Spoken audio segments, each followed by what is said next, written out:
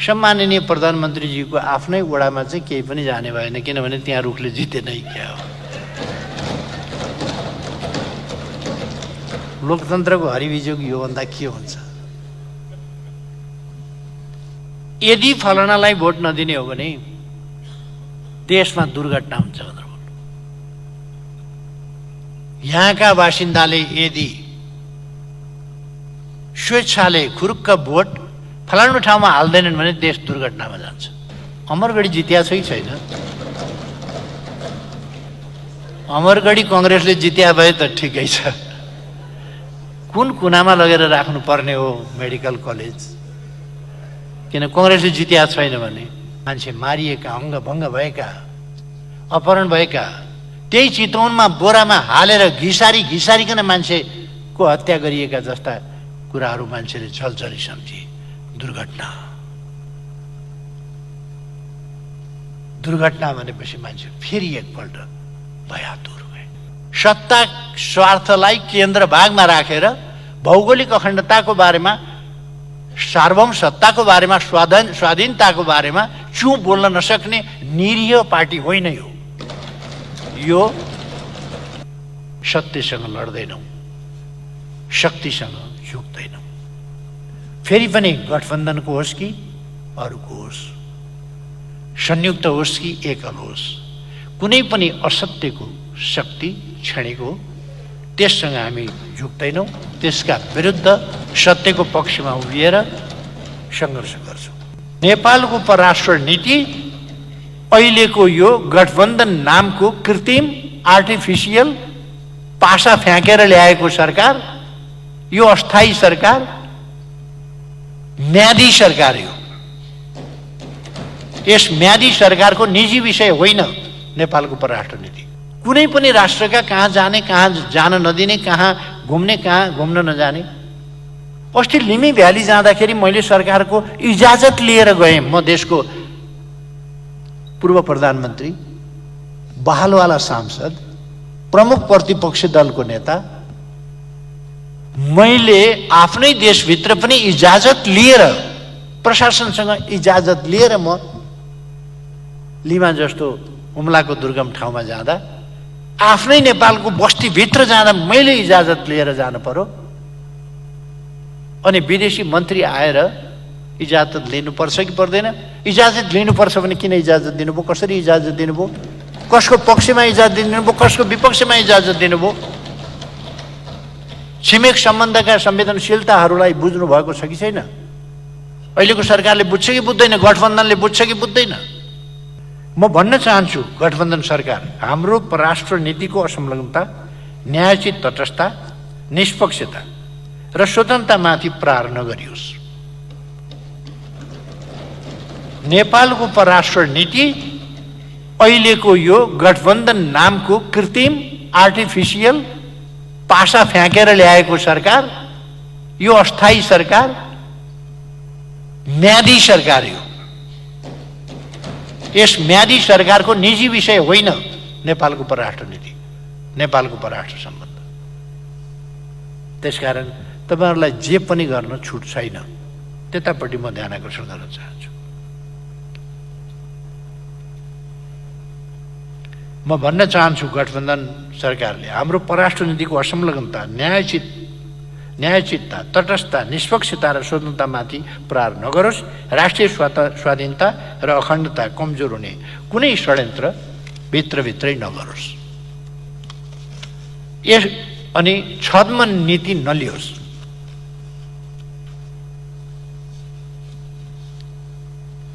एकातिर हामी एक चीन नीतिमा नेपाल छ भन्छौँ।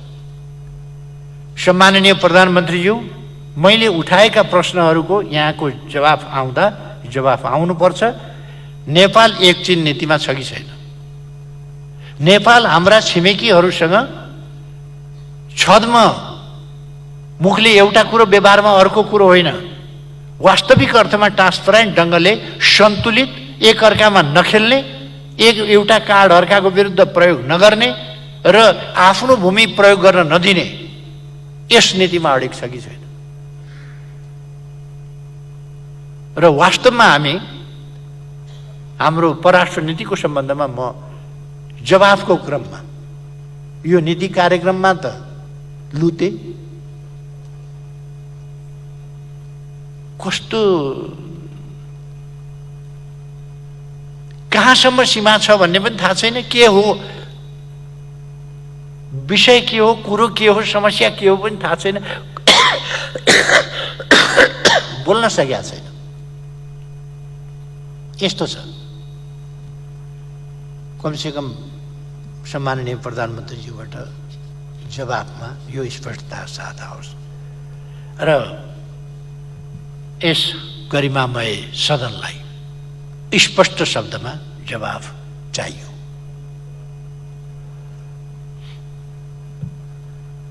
सभामुख महोदय, कांग्रेसको शासन सशस्त्र द्वन्द्व, भूकम्प र नाकाबन्दीबाट आक्रान्त अर्थव्यवस्थालाई नेकपा एमालेका सरकारका नीतिहरूले केही उत्साहजनक उपलब्धिसहित सबलीकृत गर्दै थिए। अहिले यो गठबन्धनी सरकारले अर्थतन्त्रलाई तहस नहस बनाएको छ, यो दुनियाँलाई थाहा छ। मूल्य वृद्धि अकासिएको छ, बेरोजगारी बढेको छ, व्यापार घाटा चुलिएको छ, वैदेशिक मुद्राको सञ्चिति अर्थतन्त्रलाई धरापमा पार्ने, औषधि तथा स्वास्थ्य उपकरण, खाद्यान्न, निर्माण सामग्री, शैक्षिक सामग्री लगायतका अत्यावश्यक सामग्रीहरूको आयातमा गम्भीर प्रतिकूल असर पर्ने गरी कम भएको छ। यस गठबन्धनी सरकारले अर्थतन्त्रलाई सङ्कटापन्न बनाएको छ। अर्थतन्त्र सञ्चालनका सम्बन्धमा गठबन्धन सरकारको अराजक व्यवहारको कारणले मौद्रिक तरलताको समस्याले गम्भीर रूप लिएको छ। लगानीको क्षेत्र समस्याग्रस्त भएको छ। बचतको स्थिति यस्तो छ कि विकास निर्माणका कामको ठेक्का लिएका ठेकेदारहरूले काम सम्पन्न गरेर भुक्तानी माग्न आउँदा भुक्तानी दिन सक्ने अवस्था छैन। राष्ट्रिय बचत र वैदेशिक मुद्राको सञ्चितिको गलत, असन्तुलित र गैर जिम्मेवार प्रयोग गर्नुका साथै वैदेशिक ऋणको अपचलन गरेर अर्थतन्त्रमा अहिले देखिएको लाज ढाक्ने प्रयास गरेका छ। यो गठबन्धनी सरकारले अर्थतन्त्रका समस्या सम्बोधन गर्नका लागि कुनै ठोस नीति कार्यक्रम देखेको छैन र मुलुकलाई गम्भीर आर्थिक सङ्कट हुँदै असफलतातर्फ धकेल्दैछ।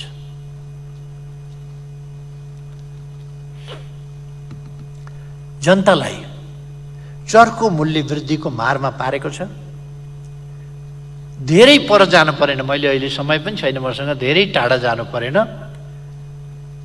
कि उदाहरणका लागि हरेक वस्तुको मूल्यलाई प्रभावित गर्ने पेट्रोलियम पदार्थको मूल्य 15-15 दिनमा अन्तर्राष्ट्रिय बजारमा आएको मूल्य अनुसार समायोजन गर्न पर्ने मूल्य समायोजनको नीतिको सट्टा यसै महिनाको पहिलो हप्ता 2 पल्ट 10 रुपियाँका दरले वृद्धि गरिन्छ। एक हप्तामा, 1 गते र 9 गते, एक हप्ताभित्र 2 पल्ट मूल्य वृद्धि गरिन्छ। 15 दिनमा समायोजन गर्ने नीति कहाँ हो? यो त जनतालाई धोका दिएको के भने 30 गते भोट खसाइन्जेलसम्म चुप लागेर बस्ने, भोट खसाएको भोलिपल्ट मूल्य वृद्धिको डन्डाले चाहिँ हात दिने जनतालाई, र त्यो पनि फेरि 1 हप्ता नपुग्दै अर्को डन्डाले हात दिने। प्रति लिटर पेट्रोलियम पदार्थमा 20 रुपियाँ मूल्य हप्तामा वृद्धि भएपछि त्यसको हरेक वस्तुमा, त्यो त ढुवानीमा असर पर्ने भयो, त्यसको सम्पूर्ण कुरामा असर पर्ने भयो नि। हरेक वस्तुको मूल्य वृद्धि तदनुसार नै हुने भयो। यसरी